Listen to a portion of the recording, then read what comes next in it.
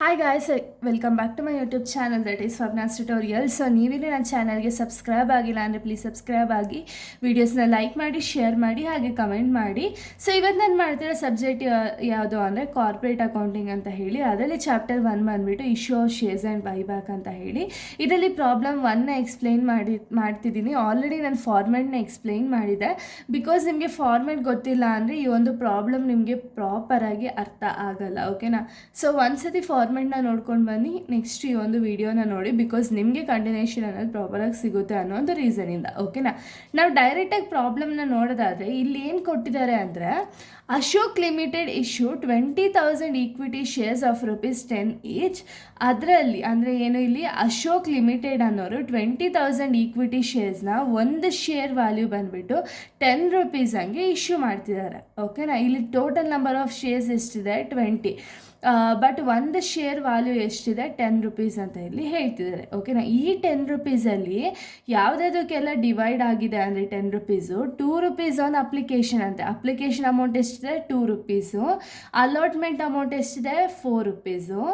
First call amount ಎಷ್ಟಿದೆ? ₹3. And balance on the final call ಅಂದ್ರೇನು, ₹10 ₹2 ಅಪ್ಲಿಕೇಶನ್ಗೆ ಹೋಗಿದೆ, ₹4 ಅಲಾಟ್ಮೆಂಟ್ಗೆ ಹೋಗಿದೆ, ₹3 ಫಸ್ಟ್ ಕಾಲಿಗೆ ಹೋಗಿದೆ. ಇಷ್ಟು ಆ್ಯಡ್ ಮಾಡಿದ್ಮೇಲೆ ಇನ್ನು ರಿಮೈನಿಂಗ್ ಅಮೌಂಟ್ ಏನು ಬರುತ್ತಲ್ಲ ಅದನ್ನು ಫೈನಲ್ ಕಾಲ್ಗೆ, ಬ್ಯಾಲೆನ್ಸ್ ಏನಿದೆ ಅದನ್ನು ಫೈನಲ್ ಕಾಲ್ಗೆ ಹಾಕೊಳ್ಳಿ ಅಂತ ಇಲ್ಲಿ ಹೇಳ್ತಿದ್ದಾರೆ. ಸೊ ನೋಡಿ, ಸೊ ಇಲ್ಲಿ ಟೋಟಲ್ ನಮಗೆ ಒಂದು ಶೇರ್ ವ್ಯಾಲ್ಯೂ ಎಷ್ಟಿದೆ? ₹10. ಅದರಲ್ಲಿ ₹2 ಅಪ್ಲಿಕೇಶನ್ಗೆ ಆ್ಯಡ್ ಮಾಡ್ತಿದ್ದೀನಿ, ₹4 ಅಲಾಟ್ಮೆಂಟ್ಗೆ, ₹3 ಫಸ್ಟ್ ಕಾಲ್ಗೆ. ಓಕೆನಾ? ಇನ್ನು ರಿಮೈನಿಂಗ್ ಎಷ್ಟಿದೆ? 10ಅಲ್ಲಿ 9 ಮೈನಸ್ ಆದರೆ ಇನ್ನು 1 ಇರುತ್ತಲ್ವ. ಸೊ 1 ಬಂದುಬಿಟ್ಟು ಫೈನಲ್ ಕಾಲ್ಗೆ ಹೋಗುತ್ತೆ. ಓಕೆನಾ? ಸೊ ಇನ್ನು ನೆಕ್ಸ್ಟ್ ನೋಡಿ, all the shares were duly subscribed and received, pass the necessary journal entries ಅಂತ ಇಲ್ಲಿ ಹೇಳಿದ್ದಾರೆ. ಓಕೆನಾ? ಸೊ ಇವಾಗ ಜರ್ನಲ್ ಎಂಟ್ರೀಸ್ನ ನಾವು ಯಾರು ಬುಕ್ಸ್ ಆಫ್ ಅಕೌಂಟ್ಸಲ್ಲಿ ರೆಕಾರ್ಡ್ ಮಾಡಬೇಕು ಅಂದರೆ Ashok company limited. For the year ending ಏನಾದ್ರು ಕೊಟ್ಟಿದ್ರೆ ಫಾರ್ ದ ಇಯರ್ ಎಂಡಿಂಗ್ ಅಂತ ಹಾಕಿ, ಇಲ್ಲ ಅಂದರೆ ಆ್ಯಸ್ ಇಟ್ ಈಸ್ ಇಷ್ಟೇ ಹಾಕೊಳ್ಳಿ. ಓಕೆನಾ? ಸೊ ಇಲ್ಲಿ ನಮಗೆ ಫಾರ್ಮ್ಯಾಟ್ ಯಾವ ರೀತಿ ಇದೆ ಅಂದರೆ, ಜರ್ನಲ್ ಎಂಟ್ರೀಸ್ ಫಾರ್ಮ್ಯಾಟ್ ಬಂದುಬಿಟ್ಟು serial number, particulars, LF, debit, credit ಅಂತ ಹೇಳಿ ಇದು ಫಾರ್ಮ್ಯಾಟು. ಸೊ ಇದರಲ್ಲಿ ನೋಡಿ, ಫಸ್ಟು ₹2 ಆನ್ ಅಪ್ಲಿಕೇಶನ್ ಅಂತ ಇಲ್ಲಿ ಹೇಳಿದ್ದಾರೆ ಅಲ್ವಾ. ಸೊ ಅಪ್ಲಿಕೇಶನ್ ಅಮೌಂಟಲ್ಲಿ ನಿಮಗೆ 2 ಎಂಟ್ರೀಸ್ ಬರುತ್ತೆ. ಅಪ್ಲಿಕೇಶನ್ಗಾಗಿರಲಿ, ಅಲಾಟ್ಮೆಂಟ್ಗಾಗಿರಲಿ, ಫಸ್ಟ್ ಕಾಲ್ಗಾಗಿರಲಿ, ಫೈನಲ್ ಕಾಲ್ಗಾಗಿರಲಿ 2 ಎಂಟ್ರೀಸ್ ಬರುತ್ತೆ.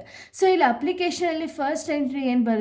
ಒಂದು ಎಂಟ್ರಿ ಬಂದುಬಿಟ್ಟು ಅಮೌಂಟ್ ರಿಸೀವ್ಡ್ ಆದಾಗ ರಿಸೀವ್ ಆಗಬೇಕು, ಇನ್ನೊಂದು ಟ್ರಾನ್ಸ್ಫರ್ ಮಾಡ್ತಾರೆ, ಅದು ಅಪ್ಲಿಕೇಶನ್ಗೆ 2 ಎಂಟ್ರೀಸ್ ಬರುತ್ತೆ. ನೆಕ್ಸ್ಟ್ ಇನ್ನು ಮಿಕ್ಕಿದಕ್ಕೆಲ್ಲ ಅಮೌಂಟ್ ಡ್ಯೂ ಇರೋ ಎಂಟ್ರಿನೋ ಅಂತ ತೋರಿಸ್ತೀರಾ, ಅಮೌಂಟ್ ರಿಸೀವ್ ಆಗಿರೋ ಎಂಟ್ರಿನೋ ಒಂದನ್ನು ತೋರಿಸ್ತೀರಾ. ಓಕೆನಾ? ಸೊ ಇಲ್ಲಿ ನೀವು ಏನು ಅಂದರೆ ಎಂಟ್ರಿನ ಬಯಾಡ್ ಮಾಡ್ಕೊಂಡ್ರೆ ಸಾಕು, ಅಮೌಂಟ್ನ ಇಲ್ಲಿ ಏನು ಕೊಟ್ಟಿದ್ದಾರೋ ಅದನ್ನೇ ಮಲ್ಟಿಪ್ಲೈ ಮಾಡಿಬಿಟ್ಟು ಅಮೌಂಟ್ನ ಹಾಕಬೇಕು. ಓಕೆನಾ? ಸೊ ಇವಾಗ ಫಸ್ಟ್ ನಾವು ಅಪ್ಲಿಕೇಶನ್ ಎಂಟ್ರಿನ ನೋಡೋದಾದರೆ, ನನ್ನ ಹತ್ರ ಆಲ್ರೆಡಿ ಫಾರ್ಮ್ಯಾಟ್ ಇದೆ. ಸೊ ನೋಡಿ, ಫಾರ್ಮ್ಯಾಟಲ್ಲಿ ಫಸ್ಟು ಶೇರ್ ಅಪ್ಲಿಕೇಶನ್ ಎಂಟ್ರೀಸು ನಾನು ಹೇಳಿದ್ದೆ 2 ಎಂಟ್ರೀಸ್ ಇರುತ್ತೆ ಅಂತ. 2 ಅಲ್ಲಿ ಯಾವುದ್ಯಾವುದು ಅಂದರೆ, first share application amount received ಆದಾಗ ಯಾವ ಎಂಟ್ರಿ ಹಾಕ್ತೀರಾ, ಅಲ್ಲಿ ನಿಮಗೆ ಕ್ವಶನಲ್ಲಿ ರಿಸೀವ್ಡ್ ಆಗಿದೆಯಾ ಇಲ್ವಾ ಅಂತ ಏನೂ ಹೇಳಲ್ಲ, ಬಟ್ ನೀವು ಕಂಪಲ್ಸರಿ 2 ಎಂಟ್ರಿನೂ ಹಾಕಲೇಬೇಕು. ಓಕೆನಾ? ಶೇರ್ ಅಪ್ಲಿಕೇಶನ್ ಅಮೌಂಟ್ ರಿಸೀವ್ಡ್ ಆದಾಗ bank account data to share application amount ಅಂತ ಇಲ್ಲಿ ಹಾಕೋಬೇಕಾಗುತ್ತೆ. ಓಕೆನಾ? ಸೊ ನೋಡಿ ಇಲ್ಲಿ bank account data to share application account ಅಂದರೆ, ಇಲ್ಲಿ ಯಾಕೆ ಈಕ್ವಿಟಿ ಶೇರ್ ಅಂತ ಬರೆದಿದ್ದೀನಿ ಅಂದರೆ, ಇಲ್ಲಿ ಅವರೇ ಮೆನ್ಷನ್ ಮಾಡಿದ್ದಾರೆ. ಇಲ್ಲಿ ಏನೂ ಮೆನ್ಷನ್ ಮಾಡಿಲ್ಲ ಅಂದರೆ ಬರೀ ಶೇರ್ ಅಪ್ಲಿಕೇಶನ್ ಅಕೌಂಟ್ ಅಂತ ಹಾಕ್ತಿದ್ರೆ, ಬಟ್ ಇಲ್ಲಿ ಮೆನ್ಷನ್ ಮಾಡಿರೋ ರೀಸನಿಂದ ಈಕ್ವಿಟಿ ಶೇರ್ ಅಪ್ಲಿಕೇಶನ್ ಅಕೌಂಟ್ ಅಂತ ಹಾಕಿ ನರೇಷನ್ ಏನಂತ ಹಾಕ್ತೀರಾ ಅಂದರೆ, ಬೀಯಿಂಗ್ ಅಪ್ಲಿಕೇಶನ್ ಅಮೌಂಟ್ ರಿಸೀವ್ಡ್ ಅಂತ ಇಲ್ಲಿ ಹಾಕ್ತೀರಾ ನರೇಷನ್. ಓಕೆನಾ? ಸೊ ಇವಾಗ ಈ ಅಮೌಂಟ್ನ ಯಾವ ರೀತಿ ಕ್ಯಾಲ್ಕುಲೇಟ್ ಮಾಡೋದು ಅಂತ ನೋಡೋಣ. ಓಕೆನಾ? ಸೊ ನೋಡಿ, ಇವಾಗ ನಮ್ಮ ಹತ್ರ ಟೋಟಲ್ ಎಷ್ಟಿದೆ ಈಕ್ವಿಟಿ ಶೇರ್ಸ್ ಅಮೌಂಟು? 20,000 ಅಲ್ವಾ. 20,000 ಈಕ್ವಿಟಿ ಶೇರ್ಸ್ ಇದೆ. ಓಕೆನಾ? ಈಕ್ವಿಟಿ ಶೇರ್ಸಲ್ಲಿ ಅಪ್ಲಿಕೇಶನ್ ಅಮೌಂಟ್ ಎಷ್ಟಿದೆ? ಇಲ್ಲಿ 2 ಅಪ್ಲಿಕೇಶನ್ಸ್ನ ರಿಸೀವ್ ಮಾಡ್ತಿರೋದು, ಸೊ ಅದಕ್ಕೆ ಇಂಟು 2 ಮಾಡ್ತೀರಾ. ಓಕೆನಾ? ಇಂಟು 2 ಮಾಡಿದಾಗ 40,000 ಬರುತ್ತೆ. ಈ 40,000ನ ನಾವು debit side and credit side ಎರಡು ಕಡೆನೂ ಮೆನ್ಷನ್ ಮಾಡಬೇಕು. ಓಕೆನಾ? ಇದು ಒಂದು ಎಂಟ್ರಿ ಬಂದುಬಿಟ್ಟು ಅಪ್ಲಿಕೇಶನ್ ರಿಸೀವ್ಡ್ ಆಗಿರೋದು. ಅಪ್ಲಿಕೇಶನ್ ಅಮೌಂಟಲ್ಲೇ ನಾನು ಇವಾಗ ಮಾತಾಡ್ತಿರೋದು. ಓಕೆನಾ? ಅಪ್ಲಿಕೇಶನಲ್ಲಿ ಫಸ್ಟ್ ಅಮೌಂಟು ರಿಸೀವ್ಡ್ ಆಗಿರೋದು ಹಾಕ್ತೀರಾ. ಇದೇ ಅಮೌಂಟ್ನ ನೀನು ಟ್ರಾನ್ಸ್ಫರ್ ಟ್ರಾನ್ಸ್ಫರ್ ಮಾಡಬೇಕಾಗುತ್ತೆ, ಶೇರ್ ಕ್ಯಾಪಿಟಲ್ ಅಕೌಂಟ್ಗೆ ಟ್ರಾನ್ಸ್ಫರ್ ಮಾಡಬೇಕು. ಸೊ ಶೇರ್ ಕ್ಯಾಪಿಟಲ್ ಅಕೌಂಟ್ಗೆ ಟ್ರಾನ್ಸ್ಫರ್ ಮಾಡಿದಾಗ ನಿಮ್ಮ ಒಂದು ಎಂಟ್ರಿ ಏನು ಬರುತ್ತೆ ಅಂದರೆ ನೋಡಿ, ಶೇರ್ ಕ್ಯಾಪಿಟಲ್ ಅಕೌಂಟ್ಗೆ ಟ್ರಾನ್ಸ್ಫರ್ ಮಾಡಿದಾಗ share application account data to share capital account ಆಗುತ್ತೆ, ವೈಸ್ ವರ್ಸ ಆಗುತ್ತೆ. ಓಕೆನಾ, ಇಲ್ಲಿ ಏನು share equity share application account data to share capital account ನರೇಷನ್ನು being application money transfer to share capital account. ಓಕೆನಾ, ಇಲ್ಲೇನು ಫಸ್ಟಲ್ಲಿ 40,000 ಬರೆದಿದ್ದೀರಲ್ಲ, ಆ್ಯಸ್ ಇಟ್ ಈಸ್ 40,000 ಅಂತಾರೆ ನೀವು ಮೆನ್ಷನ್ ಮಾಡಬೇಕು. ಓಕೆನಾ, ಸೊ ಇದು ಅಪ್ಲಿಕೇಶನ್ದು 2 ಎಂಟ್ರೀಸ್ ಕಂಪ್ಲೀಟ್ ಆಯಿತು ನಮ್ಮದು. ಇದಾದಮೇಲೆ ನೆಕ್ಸ್ಟ್ ಯಾವುದಿದೆ, ಅಲಾಟ್ಮೆಂಟ್ ಇದೆ. ಅಲಾಟ್ಮೆಂಟಲ್ಲಿ ಒಂದು ಡ್ಯೂ ಎಂಟ್ರಿನ ಹಾಕ್ತೀರಾ, ಇನ್ನೊಂದು ರಿಸೀವ್ಡ್ ಎಂಟ್ರಿನ ಹಾಕ್ತೀರಾ. ಓಕೆನಾ, ಸೊ ನೋಡಿ ಡ್ಯೂ ಎಂಟ್ರಿ ಯಾವ ರೀತಿ ಇರುತ್ತೆ ಅಂದರೆ, ಸೊ ನೋಡಿ ಅಲಾಟ್ಮೆಂಟ್ ಅಮೌಂಟು ಡ್ಯೂ ಇತ್ತು ಅಂದರೆ share allotment account data to share capital account, ಇದು due entry. As it is ಹಾಕೊಳ್ಳೋಣ, equity share allotment account data to share capital account being allotment money due ಅಂತ ಇಲ್ಲಿ ಹಾಕೊಳ್ತೀರಾ. ಓಕೆನಾ, ಇಲ್ಲಿ ಅಮೌಂಟ್ ಯಾವ ರೀತಿ ಕ್ಯಾಲ್ಕುಲೇಟ್ ಮಾಡಬೇಕು, ನಮ್ಮ ಹತ್ರ ಟೋಟಲ್ ಈಕ್ವಿಟಿ ಶೇರ್ಸ್ ಎಷ್ಟಿದೆ 20,000 ಇಂಟು ಅಲಾಟ್ಮೆಂಟ್ ಮನಿ ಎಷ್ಟಿದೆ, ಅಮೌಂಟ್ ಎಷ್ಟಿದೆ 4 rupees ಇದೆ. ಸೊ ಇಂಟು 4 ಮಾಡಿದಾಗ 80,000 ಬರುತ್ತೆ. 80,000 ಅಂತ ಇಲ್ಲಿ ಹಾಕ್ತೀರಾ. ಓಕೆನಾ, ಇನ್ನು ನೆಕ್ಸ್ಟ್ ನಾವು ನೋಡೋದಾದ್ರೆ ಇದು ಡ್ಯೂ ಎಂಟ್ರಿನ ತೋರಿಸ್ತಿದ್ದೀವಿ, ನೆಕ್ಸ್ಟಲ್ಲಿ ನಾವು ರಿಸೀವ್ಡ್ ಎಂಟ್ರಿನ ತೋರಿಸ್ಬೇಕು. ಓಕೆನಾ, ಸೊ ನೋಡಿ ಅದೇ ಅಮೌಂಟು ರಿಸೀವ್ಡ್ ಆದಾಗ ರಿಸೀವ್ಡ್ ಎಂಟ್ರಿ ಏನು ಬರುತ್ತೆ ಅಂದರೆ bank account data to share allotment account ಅಂತ ಇಲ್ಲಿ ಬರುತ್ತೆ. ಓಕೆನಾ, ಸೊ ಇವಾಗ ನೋಡಿ bank account data to share allotment account ₹80,000 ಅಂತ ಇಲ್ಲಿ ಮೆನ್ಷನ್ ಮಾಡ್ತೀರಾ. ಓಕೆನಾ, ಸೊ ನೆಕ್ಸ್ಟ್ ನಮ್ಮ ಕ್ವಶನಲ್ಲಿ ಏನಿದೆ, ನೆಕ್ಸ್ಟು ₹3 ಆನ್ ಫಸ್ಟ್ ಕಾಲ್ ಅಂತ ಇಲ್ಲಿ ಹೇಳಿದ್ದಾರೆ. ಓಕೆನಾ, 3 ಆನ್ ಫಸ್ಟ್ ಕಾಲ್ ಅಂದರೆ ಫಸ್ಟ್ ಕಾಲ್ಗೂ ಕೂಡ 2 ಎಂಟ್ರೀಸ್ ಇರುತ್ತೆ, ಒಂದು ಡ್ಯೂ ಎಂಟ್ರಿ, ಇನ್ನೊಂದು ರಿಸೀವ್ಡ್ ಎಂಟ್ರಿ ಅಲ್ವಾ.